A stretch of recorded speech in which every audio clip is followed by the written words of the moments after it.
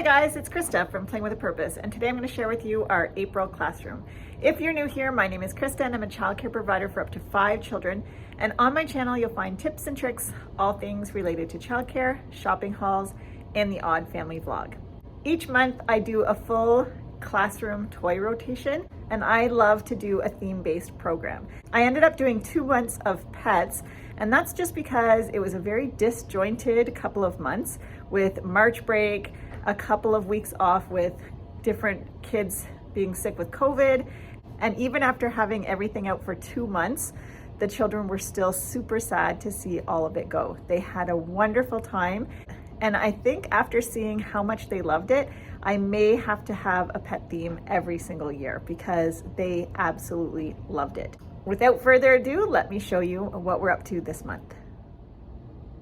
So in our sensory bin, I kept the chickpeas out that we had last month. So they're all just colored chickpeas. And then I added some white cotton balls. I thought that it looked like rainbows and some clouds.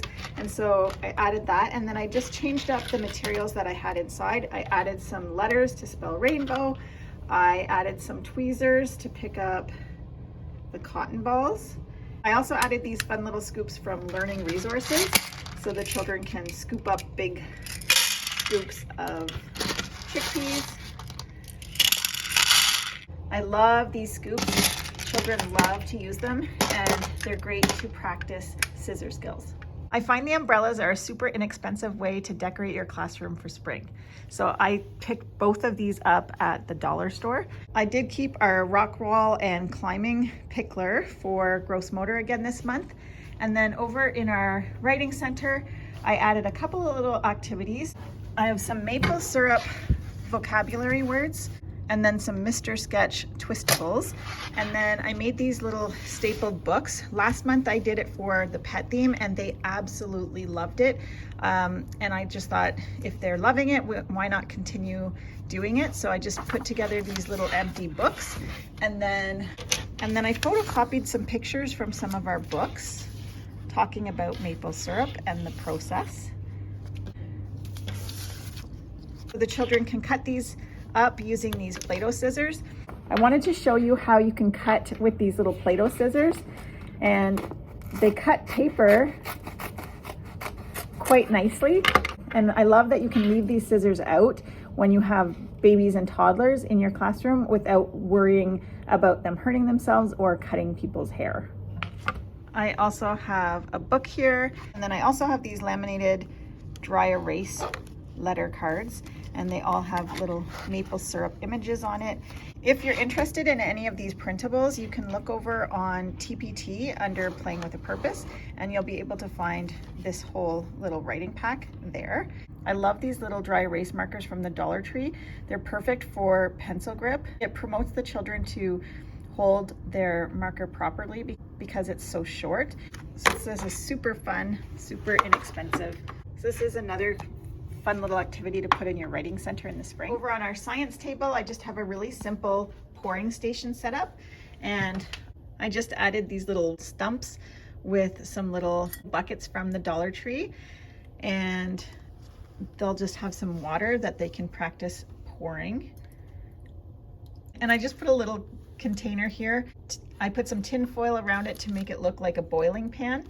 I kept the bottom see-through, and I just put some orange and yellow leaves down so it would look like a fire, and they can pretend that they're pouring sap into the boiling pan. So this is super fun, super easy, and the children can explore capacity, hand-eye coordination, and it also helps them learn all about how maple syrup is made. Over on our first toy shelf, I just have the Little Blue Trucks Springtime book displayed on top. I have a couple of really cute Crocodile Creek puzzles. And then down here, I have a couple of interesting bird puzzles. So I always want to make sure I have simple puzzles for 1-year-olds and then scaffold their learning. So this puzzle here has 12 pieces. This one has 36 pieces. Then we have a couple of peg pieces like this. So you can see that there's a lot of different types of puzzles. So depending on where the children are at, they always have something that they can work on. So this one is just a straightforward matching, so they can match the picture and put it in, and they're big giant pieces.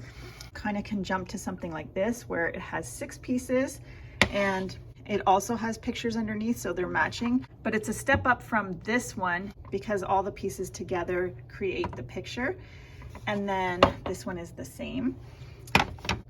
And then I also have different quantities of pieces for once they graduate to something like this. So this one has 12, this little tadpole one has 18, and then the big rainbow has 36. I always like to make sure that I have lots of different types of puzzles so that we can scaffold the children's learning while they master these different types of puzzles.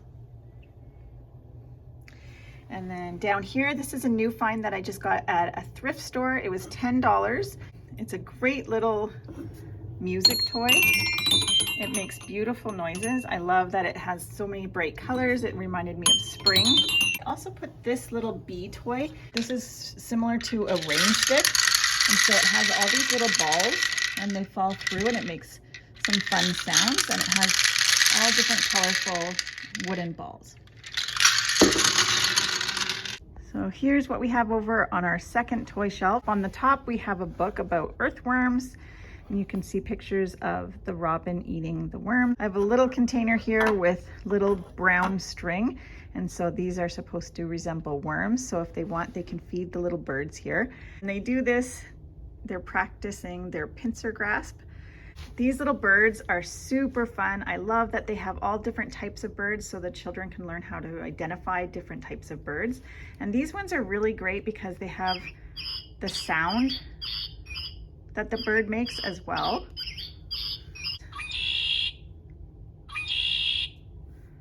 Each one of these birds have a different sound. If you're interested in purchasing some of these birds, they're made by Wild Republic. I think they're super fun for the children to play with.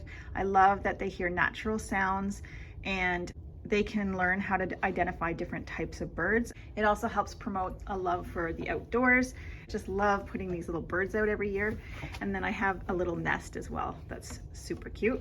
Down here, I put my large Grimm's rainbow, and I have my green. And down here, I put out my Green Toys garbage truck. Earth Day is coming up, and so we want to be able to talk about that a little bit. And I have some boys right now that absolutely loves trucks. Here I have this sweet little homemade crocheted chick set, and it's such an adorable little set. So each little egg comes with a little chick inside, so the children can color match with these. And then they also practice fine motor, putting the little buttons back together. So this is a great little set, and I actually have a really talented cousin that made these. Over here, I got a new little Lego set. I'm a big fan of Lego. I think it's a classic building toy and perfect for our little ones to practice building. And this little set is a garbage truck. This little set has the garbage truck and some little men. It has a couple of different colors of garbage bins, and then it has the matching colored garbage to put inside. So the children can match the blue garbage with the blue bin, the yellow garbage with the yellow, and the green with the greens. So it's a great little building toy, and it also offers some color matching in this one. And then down here, I have some fun little frogs. These ones are great because it has the numbers printed right on them. So it just exposes the children to numbers. And it also has lots of fun, bright colors. These little frogs can stack. Lots of different ways to stack these. Right side up and then upside down, and then they connect here at the legs. And then you can build up like this. So you can build all sorts of different ways. They can also try to balance frogs off either side. So if you look at the number 5, they can try and put one on either side of the frog.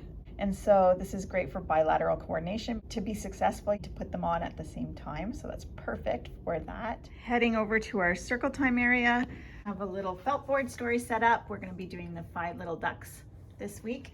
And then I have my circle time basket all filled up with different things that we're going to be using. So we have a little phone that we're going to be echoing what we say. So we're going to work on our vocabulary. And then I have these little adorable little bird puppets. And then I have the 5 little ducks. I have some little shakers that will sound like rain. We're also going to make rain with some rain sticks. And then I also have this little rain cloud puppet. And I have this adorable little mother duck for the 5 little ducks. So all sorts of fun things for our circle time basket this month. A little bit more gross motor, I have these pull along frogs, and then also these little duck feet stilts, so the children can practice walking in them and holding the little strings up. And then of course we have freshened up our bookshelf with some spring books. And over in our block center, for the first week we're going to be talking a lot about how maple syrup is made. So I put out these wooden tree blocks, and then I also added the Grimm's fire, and then I also put some little cups and some little discs in here for some loose parts. And then because of Earth Day, I threw in a bunch of these world balls.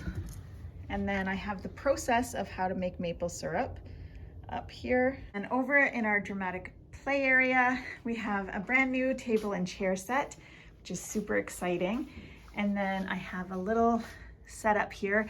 Again, this is a printable from that set that I was talking about earlier that has the vocabulary words and such. And then I have the Melissa and Doug pancakes and waffle sets. And so these little printables also go along with the ingredients for those sets. And then you can also make yourself some little taffy on snow. I just used a little container from the Dollar Tree and then put some fake snow on the bottom. And I just cut out the taffy on snow and then laminated them for some durability. I'm a big fan of labeling things. This way children know exactly where they need to put things, and it also exposes them to environmental print. So we just have, this is another printable that's in that pack. So we have Pancake House, and then I put a little book here, and then I have some different sized maple syrup containers. And then we also have these cute little learning resource donuts. There's lots of different ways to play with these, but the little toppings come off and you can match them up. I also made this last year for the children to play with, and when you squeeze it, you can smell, it smells absolutely amazing. It smells like maple syrup. So this is our little pancake house. And then over here we have our little babies all dressed up for springtime. Put some spring items in here for them to dress and jump in puddles. So we have some little rubber boots, and this little one is dressed in a rain suit. And then I also have some rubber boots for the children to try on.